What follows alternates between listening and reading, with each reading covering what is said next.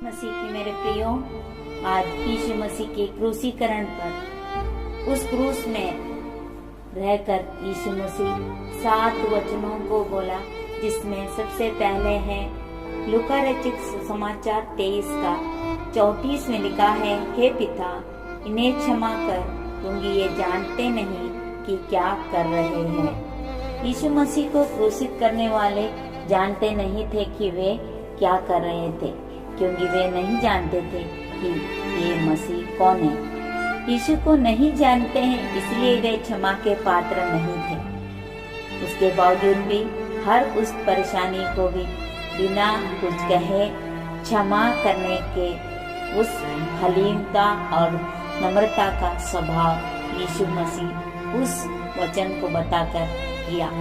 दूसरा वचन लूका रचित सुसमाचार 23 का 43 में लिखा है, मैं तुझसे सच कहता हूँ कि आज ही तू मेरे साथ स्वर्ग लोक में होगा।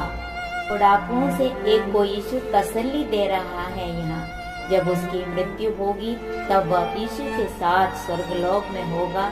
ऐसा इसलिए हुआ क्योंकि मृत्यु के क्षण में भी उस अपराधी डाकू ने अपनी गलती को स्वीकार करे और अपना मन फिराया और यीशु से गुहार लगा रहा था कि मेरी सुधि लेना।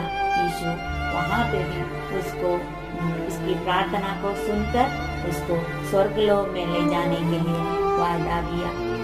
तीसरी वाणी यूहन्ना रचित सुसमाचार 19 का 26 में लिखा है, हे नारी, देख, यह तेरा पुत्र है। हे नारी, यह देख, तेरा पुत्र है। यहाँ यीशु ने क्रूस के पास प्रेरित यूहन्ना को अपनी माता को सौंपकर अपनी जिम्मेदारी को निभा रहा है। यीशु इस वचन में यीशु सदैव के लिए एक तरस से भरे हुए पुत्र के रूप में यह सुनिश्चित कर रहा था, अपनी माता की देखभाल करने के लिए यूहन्ना को सौंपता हुआ और अपनी जिम्मेदारियों को भली भांति समझते हुए उनको बताते हैं।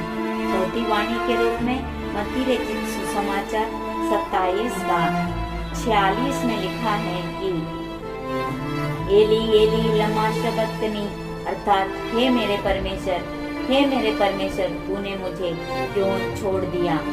यीशु यहाँ त्यागे जाने की अपनी भावना को व्यक्त कर रहा था जब परमेश्वर ने उसके ऊपर सारे संसार के पापों को डाल दिया था और इस कारण परमेश्वर को यीशु की ओर से अपना मुंह मोड़ लेना पड़ा। जब यीशु पाप के भार को महसूस कर रहा था, वह जन्म से अब तक केवल इसी समय में परमेश्वर से दूर होने का अनुभव कर रहा था।